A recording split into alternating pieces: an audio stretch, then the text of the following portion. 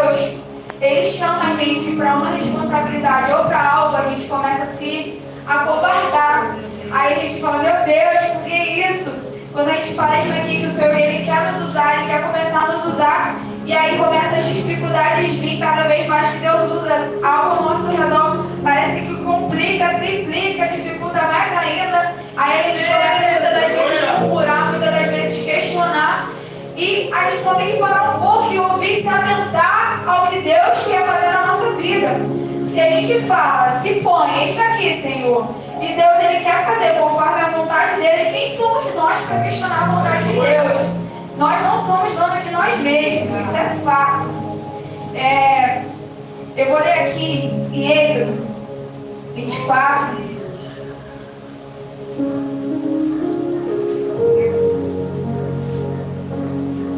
Que vai dizer assim o título: Moisés no Monte Sinai. Eu vou ler do versículo 12 em diante. 24. E vai dizer assim: Então disse o Senhor a Moisés: Sobe a mim ao monte e fica lá, e dar-te-ei as tábuas de pedra e a lei, os mandamentos que tenho escrito, para vos ensinar.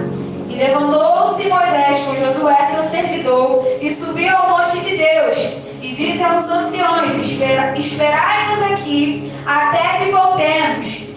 Arão e Ur ficarão convosco. Quem tiver algum negócio se chegará a eles. Então subiram Moisés ao monte, a nuvem cobriu o monte, e a glória do Senhor repousou sobre o monte Sinai. E a nuvem o cobriu por 6 dias. E ao 7º dia chamou a Moisés no meio da nuvem. E o parecer da glória do Senhor era como um fogo consumidor no cume do monte, aos olhos dos filhos de Israel. E Moisés entrou no meio da nuvem, depois que subiu ao monte, e lá permaneceu por 40 dias e 40 noites. Mais à frente, no capítulo 31. Aleluia!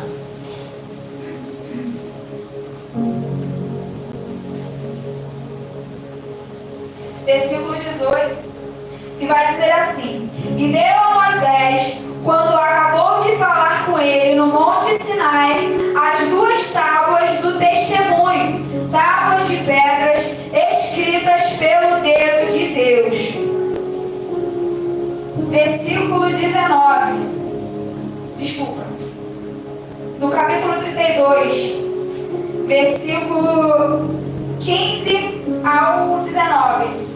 E virou-se Moisés e desceu do monte com as 2 tábuas do testemunho na mão, tábuas escritas de ambos os lados, de um e de outro lado estavam escritas, e aquelas tábuas eram obras de Deus. Também a escritura era a mesma escritura de Deus, esculpida nas tábuas. Versículo 19. E aconteceu que, chegando Moisés ao arraial, vendo o bezerro e as danças, acendeu-se-lhe o furor, arremessou as tábuas da sua mão e quebrou-as aos pés do monte. Somente até aqui. Deus, Senhor amado, Deus vivo. Aqui na história vai contar, no capítulo 24, que Deus manda Moisés subir o monte para apresentar para ele a lei e os mandamentos. E nisso Moisés permanece no monte no prazo de 40 dias e 40 noites. A história é bem clara referente a isso. E durante esses dias, Deus começa a agir na vida de Moisés de uma profundidade diferente do que é em algumas pessoas. Moisés foi chamado para aquela responsabilidade. Moisés foi levantado para aquela responsabilidade. E aí Deus começa a apresentar para Moisés o que ele queria que Moisés ordenasse que o povo fizesse, que era o tabernáculo. Apresentou como que seria as cortinas do tabernáculo, as tábuas do véu do santuário, a mesa dos pães e assim sucessivamente. E durante esse período de 40 dias e 40 noites, Moisés deixou a responsabilidade lá com Arão e Ur, Meu Deus! para tomar de conta do povo. Caso eles tivessem algum problema, que eles chegassem a Arão e contassem que, se acontecesse algo, como por exemplo, uma briga, tipo, qualquer problema que acontecesse ali. E Arão fica responsável. Só que chegou um período que o povo, mesmo vendo que o monte fumegava e que ali havia a presença do Senhor, começou a questionar Arão aonde estava Moisés. E aí o povo falava, né? Onde estava Moisés durante aquele momento?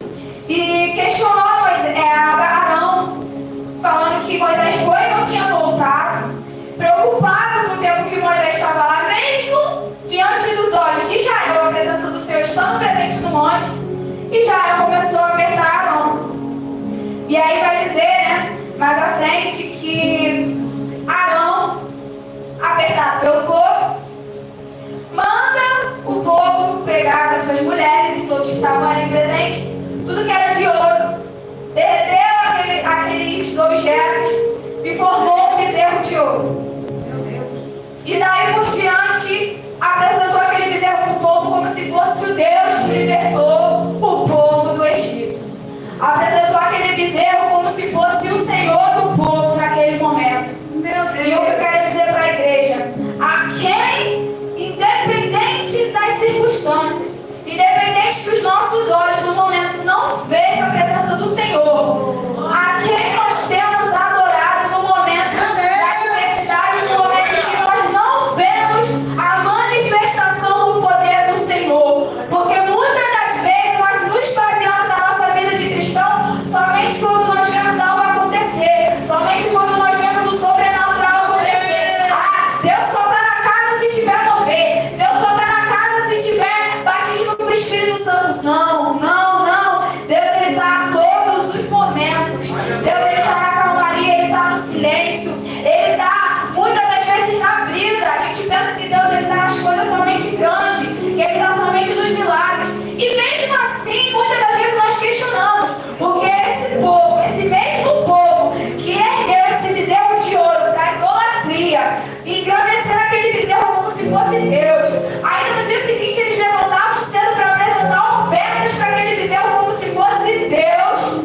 Mesmo esse povo vendo os milagres e maravilhas que Deus fez na vida deles durante o período do Egito, eles não pensaram nisso. Imagina o povo ver o mar se abrir, imagina uma coluna de fogo, uma nuvem protegendo aquele povo no deserto, Deus mandando Moisés tocar as águas se abrindo, as águas que eram amargas tornando-se doce, recebendo o maná do céu, recebendo o maná de Deus, porque aquele maná era Deus tudo na terra.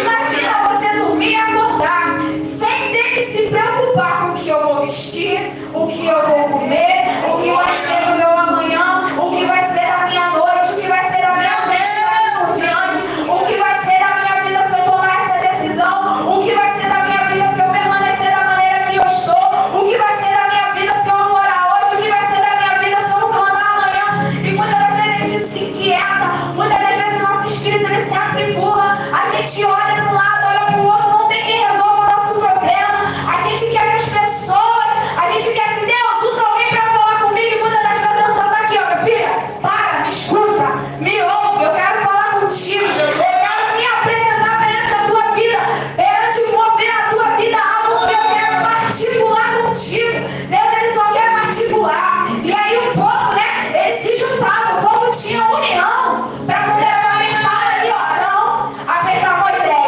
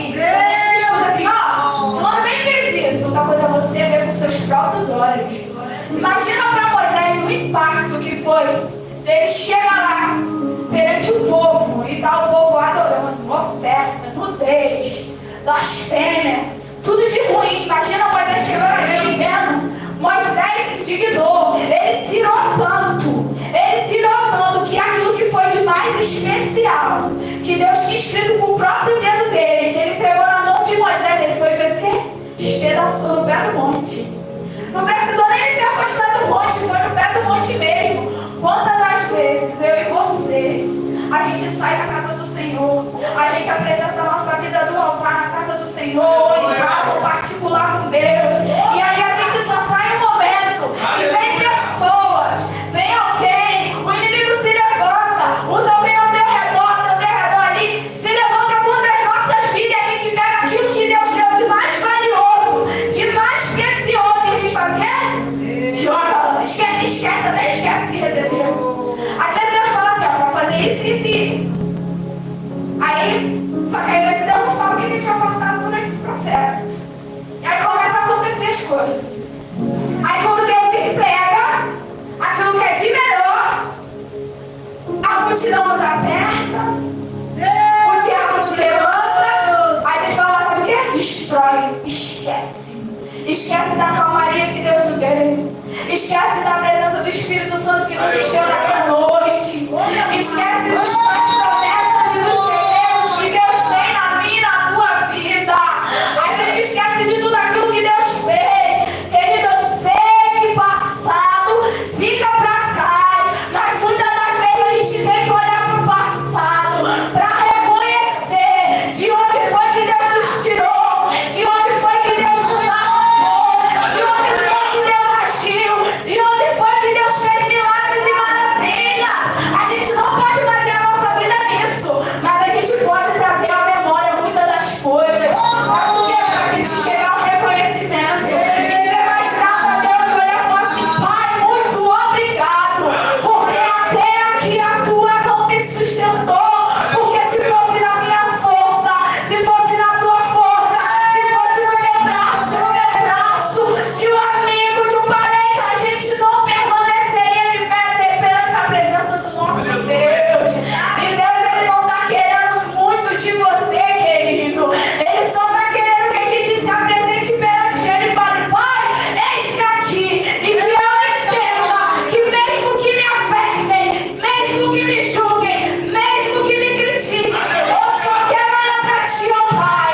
Eu só quero ver em Ti, ó Deus, o Teu poder, a Tua glória, a Tua manifestação. Que nós possamos entender a vontade de Deus na nossa vida. Que muitas vezes a vontade de Deus, ela dói, ela machuca, ela confronta. Quando Deus fala assim, ó, vai fazer isso, ele fala, Deus, eu não quero. Quem somos nós? Quem somos nós para falar para Deus que a gente não quer? Ele ainda permite, muitas das vezes ele ainda permite. Vai cair na tua força, vai na tua força. Eita, meu Deus. Vai, vê até onde tu chega. Vê até onde tu aguenta. Se a gente entregar as nossas limitações verdadeiramente, o corpo é um espírito para Deus, ele age. E mais à frente vai falar que Moisés ali, naquele mesmo dia, ele se depara com aquela cena. E aí Moisés ira-se, né? E como diz no versículo 19, e aconteceu, chegando Moisés ao arraial, vendo o bezerro, e as danças, acendeu-se-lhe o furor, e arremessou as tábuas da sua mão, quebrou e as quebrou aos pés do monte. E aí Moisés pergunta para Arão, né? Arão, que tem feito este povo que sobre ele trouxesses tamanho pecado? Então respondeu Arão, não se acenda a ira do meu Senhor. Tu sabes que este povo é inclinado ao mal. E às vezes, aos nossos olhos, a gente olha para alguém e a gente fala assim, aquele ali não vale nada. Meu Deus do céu, só a misericórdia do Senhor. Aquele ali não tem mais jeito, aquele ali não vai dar em nada, aquele ali não tem futuro. Acredito também que muitas pessoas também falam dessa forma de mim e de você. E da mesma forma que a gente aponta um dedo, a gente esquece que tem 4 virados pra gente. E a gente esquece que tem um dedo maior do que todos os dedos, que é daquele lá de cima. E ele está todos os momentos medindo eu e você. Vendo eu e você no secreto. Vendo eu e você no pensamento.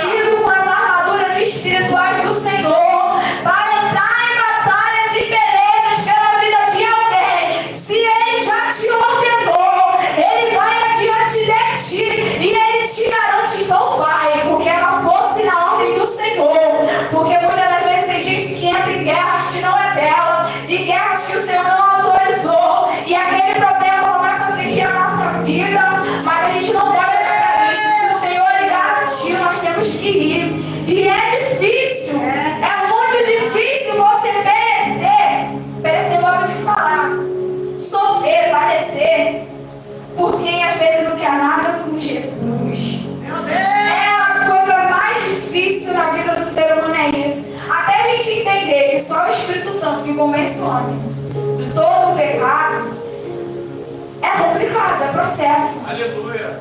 É difícil, porque às vezes a gente acha assim, eu vou orar e Deus vai fazer. Aí Deus não faz, aí tu se frustra. Vai na tua força. Vai na força do Senhor, querido. Meu Deus, sou glória. Deus. Se você está olhando, tem alguém do teu lado que não quer nada com Jesus. E não quer nada com Deus. Essa pessoa é usada para te apertar. Essa pessoa é usada para fazer você parar no caminho. Não olha para isso. Foca no teu alvo, que é Cristo, que é a salvação. Foca nisso, nessa promessa. Não deixa pelo caminho. Eu sei que a multidão aperta. Eu sei que muitas das vezes o povo, às vezes do nosso lado, tem a idolatria do mundo. O que nós também temos idolatrado. A gente tem idolatrado mais a quem a gente ama ou aquele lá de cima. Porque às vezes a gente fica tão aflito quando a gente vê alguém que a gente ama perecendo, que a gente esquece de Deus. A gente prioriza, sofre mais por aquele que está do nosso lado, muitas das vezes, do que pela obra do Senhor. Como já foi falado aqui durante esses dias, que nós possamos sofrer pela obra do Senhor, que os nossos dons, os nossos talentos, eles venham ser usados para a obra do Senhor, não para a glorificação do meu nome, do teu nome, nem nossa soberba. Não! Muitas das vezes a gente fala bonito, prega bonito, é usado bonito, só que tem um porém. Isso não é nosso, é do Senhor. Venha ser entregado para as coisas de Deus, e venha ser utilizados na presença de Deus. E daí a gente vai começar a colher os frutos do Senhor. E aí mais à frente vai dizer, né, que o povo é castigado, e naquele dia cai 3.000 homens daquele povo. 3.000 almas pereceram. E a gente vê, quando às vezes acontece com frequência na vida de um cristão. Às vezes a gente vê alguém que a gente ama, escuta falar de alguém tão novo, pereceu, morreu de quê? Aí morre no acidente, morre roubando, morre matando. E aquilo aí nos entristece. Aí a gente fica questionando a Deus muitas das vezes, muitas coisas. Mas não vem ao caso agora aqui. E nesse caso aqui a gente vê que caiu 3.000 homens, 3.000 almas. Acredito que Moisés sim tenha ficado sentido, com certeza. Mas mais na frente, Deus chama Moisés novamente para subir o monte. Meu Deus. Mais uma vez.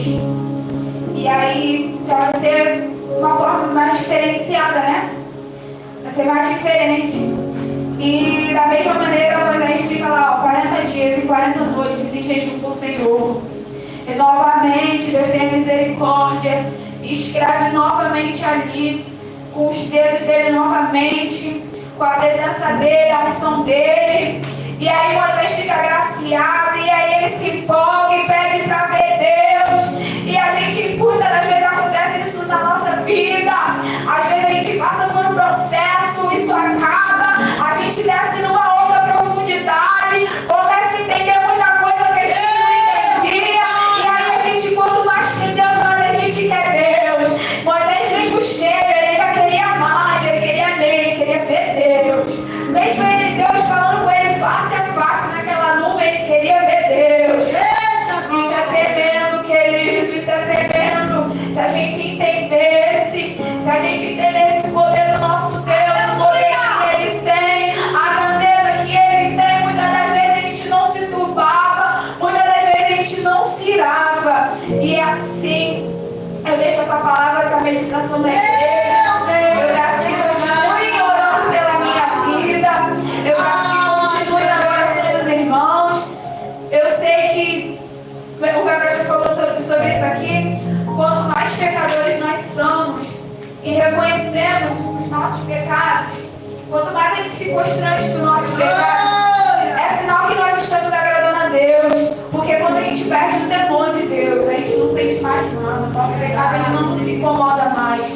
Quando a gente entra no comodismo de falar assim, eu já estou boa o suficiente, eu não preciso melhorar mais nada.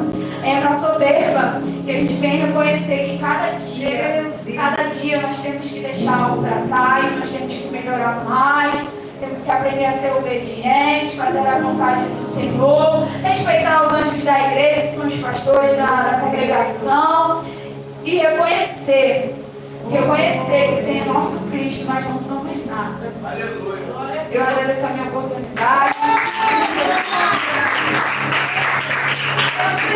Graças a Deus. Cadê a alma da pregadora, sobreiro? Só porque a pregadora é de casa, irmão. Cadê a água? Vocês têm que ficar ligados, irmão. Os obreiros. Né, irmão? Aleluia. Né, veterana? Não dá pro pregador. Servir, irmão. É verdade. Vocês têm que ficar aí, ó. De olho. Quando eu estou aqui, vocês estão aí, ó. Ligado. Amém? Amém. Desse jeito. Fica a igreja de pé, irmão. Quem viu que ter? Botou uma porra aqui. Viu? Cheguei, o Gabriel estava trabalhando. Estava aqui passando aí a outra costina. Trabalhando, viu? Colocou do carro, aquela pastilha em casa hoje. Ó que bênção. Irmão, partilhou tudo. Já veio aqui para a igreja, né? Eu partilhei lá em cima, tá tudo lindo lá em cima, né? Brilhando, tá? Cheirosinho. Ô, glória. Amém, irmão? Uma outra história que o companheiro disse, esforça, irmão. Viu, irmão? A palavra foi tremenda. Um pouquinho que Moisés ficou lá, se você não desse lá no povo, lá estava tudo convido. E não é diferente hoje não, irmão. O negócio é estreito. Você está achando que hoje está